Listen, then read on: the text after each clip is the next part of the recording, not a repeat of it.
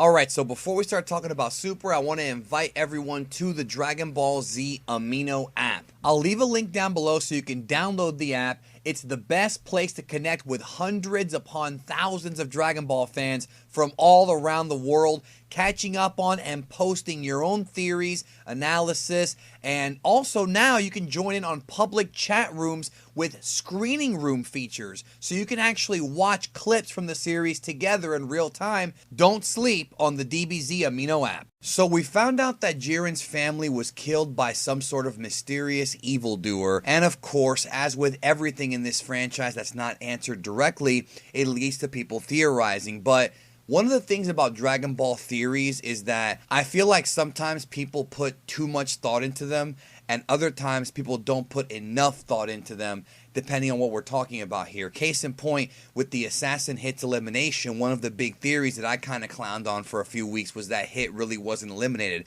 because we didn't see Zeno mark him off the God Pad. Well, there were other people who also didn't get marked off the God Pad on screen. They were marked off the God Pad off screen, plus the Grand Prix said straight up that Hit had been eliminated. And it wasn't until Zeno deleted Universe 6 that people finally gave up the fact that the assassin Hit did not have a secret shadow clone on the stands. The one that I think was really mind-blowing is when people were saying that Goku Black was Goten from the future, which really makes no sense because if you watched Dragon Ball Z and paid attention, you know that there is no future Goten because Goku died before he was able to conceive Goten. Now that's obvious to anybody who's seen Dragon Ball Z, but there's people who have watched Dragon Ball Super who either never saw Dragon Ball Z, or they just don't remember, or maybe they just played the video games and never actually pay attention to the storyline, which is a little weird. I mean, I think you should watch it in order, but nonetheless, these theories are pretty stupid. And when you put a theory out there that is not very well thought out, people are going to clown you over it. Now, there's one theory that came out of this Jiren episode that I want to quickly do a debunk on here that needs to die. Well, there's actually two, but there's one in particular that really makes no sense. And that is the theory that Belmod, otherwise known as Vermouth, however you want to pronounce his name, the Universe 11 God of Destruction, he's the one who pretty much set it up so that Jiren's family would be killed. Now, a bit later on in this video, I'm also going to debunk the Goku Black one as well, but this one to me is actually a little more nonsensical than the Goku Black one. So the idea here is that Vermouth killed Jiren's family, and a lot of people point to the fact that Beerus ordered Frieza, or suggested to Frieza, that he destroy the Saiyans, which was revealed in Dragon Ball Super. And it's frustrating that sometimes the fandom makes correlations where there shouldn't be any correlations. There are no correlations here between the two. Beerus had explained that he was frustrated and he was annoyed by not just the Saiyans but also Frieza, which is why he was okay with what Frieza did. There's absolutely nothing in this storyline that even hints that Vermouth had any kind of beef with Jiren. If you're going to make a theory about a character, at least try to explain character motivations. There's absolutely no motivation for Vermouth to kill Jiren's family. Absolutely none. Now, you're probably going to have some rocket scientists say, well, wait a minute, maybe he did it so he could inspire him to be a great warrior. There was no sign of Jiren being a great warrior when he was a kid. There was no implication of any of this, of him having some kind of secret potential like Oob. That was never said in Dragon Ball Super episode 127. In fact, Vermouth kills this theory himself, and I think people need to go back and watch this episode again and pay attention to the actual flashback. So he's giving the backstory of Jiren. He's talking about how he came home and saw the evildoer killing his family and all that stuff, and that he was rescued and, he trained, and go see the episode if you haven't seen it yet. But basically, he later on says that Vermouth himself says that he was drawn to Jiren's thirst for strength and his solitude.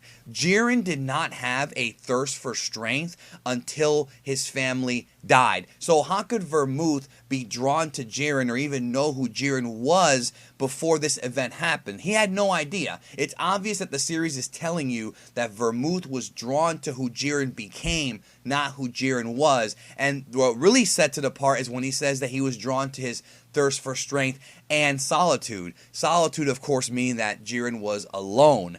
Jiren wasn't alone when he had his family. His family dying is what made him have that degree of solitude. That pretty much right there in the episode itself tells you that Vermouth could not have, besides the fact that he had absolutely no motivation to just randomly kill this dude's family. Vermouth, there is absolutely no way that Vermouth would have killed the dude's family or even known who he was prior to Jiren becoming this, guy who was power hungry and wanted to become stronger. It wasn't Vermouth, and this theory needs to die. Now, the other theory that I'm seeing going around is that it was Goku Black. Even though the Goku Black killing Jiren's family theory isn't as, insulting as the Vermouth one, this one also does not hold up. So we know that Goku Black visited all 12 universes, and we know that Goku Black was able to defeat the other Supreme Kais and thus shut down the Gods of Destruction and the Angels. This was stated in the series, a few different times. We also know that there's no way that Goku Black could have stood a chance against Jiren or against Toppo. Now, the theory is that Goku Black, and again, this is one of the least thought out theories ever. These things are irritating to me. They really are. So people are saying that Goku Black went to Universe 11, used the time ring to go back in time and kill Jiren's family in the past. Why? Give me a reason as to why. What would be the motivation? Goku Black had no idea who Jiren was. Goku Black didn't even know what the Pride Troopers were. Hell, the Dragon Ball Super writers didn't even know who the Pride Troopers were when they were doing the Goku Black arc. It literally makes no sense. And the only reason why people are even saying there's a connection is because the silhouette of the villain who they fought was like a silhouette of Goku Black when he first appeared in Super Episode 47. But again, I don't know if people forgot or if they never watched Dragon Ball and Dragon Ball Z, because this silhouette of a villain, this tactic is just an artistic style that they've used to introduce villains before. When Piccolo was first introduced in Dragon Ball, they did something very, very similar in the flashbacks. When the androids were first introduced and Trunks explained to Goku who they were, again, very similar. You saw silhouettes, you didn't actually see what the guy looked like. Goku Black is not the first villain to ever start out as a silhouette. Goku Black going to Jiren's universe, going back in time to kill his family, literally makes no sense, and there are no clues indicating that this is what happened. None. And somebody saying that, it's a similar silhouette, it just doesn't hold up. That doesn't make any sense.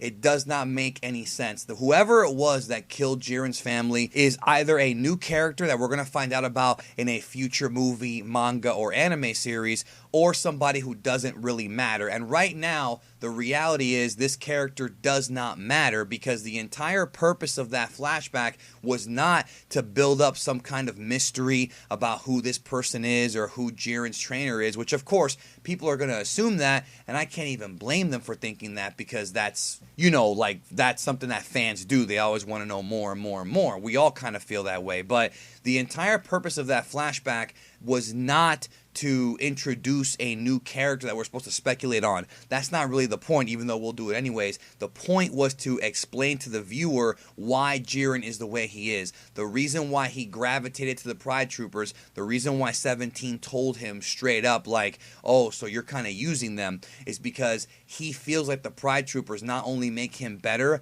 but they also fill that void of loneliness.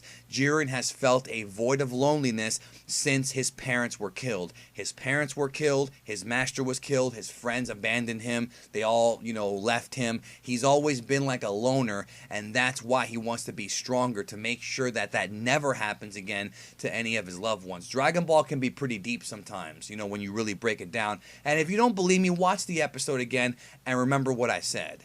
Remember what I just said right now. So anyways, folks, beyond the shadow of a doubt, it wasn't Vermouth, because that makes no sense within the narrative of the episode. And Goku Black, again, the Goku Black theory is one of those things where we need significantly more evidence, and we need a motive. And without an actual logical motive, there was no reason at all for Goku Black to, why would he go back in time and kill Jiren's family when Zamasu had no idea who Jiren was? It doesn't make any sense. It just does not hold up. But again, it's one of those things where I've constantly said that if you're going to make a theory, give it some thought. Actually sit down, think about it, get your friends to help you out and poke holes in it. And for some reason, people get very offended when I say that. Like I don't want fans to theorize. Like people have been theorizing on Dragon Ball, Star Wars, Marvel, everything for literally decades now, right? It's not that. It's that when you make a theory, when you say something like Goku Black is Goten, but you forget that there is no future Goten, when it's pretty obvious there is no future Goten. Like all I'm asking for is for people to think a little bit more. Just think a little bit more before you just start spouting out theories of things that look cool and this and that. And it's pretty funny because in my Dragon Ball Super review for this episode, I called it. I was like, people are going to say it's Goku Black because of the damn silhouette. And it's not. It's not Goku Black. It's somebody else who we may never even find out about. Maybe we will, maybe we won't. And if it is revealed to be Goku Black, they'd better have some kind of explanation. But I have severe doubts because they're not going to go back to Goku Black. It makes no sense whatsoever for it to be Goku Black. Anyways, that's all I have for you. I hope that you spread this message out to people and let them know if you're going to theorize on anything, please sit down and think a bit more and really analyze things and really try to make sure your theory has at the least amount of holes possible, because then it's like, okay, we can go with it then. We can talk about it then. Anyways, that's all I have for you. Hope you have a great day. I love you all. Even if you're an expert on bad theories, I still love you too. Have a great one and we'll talk soon.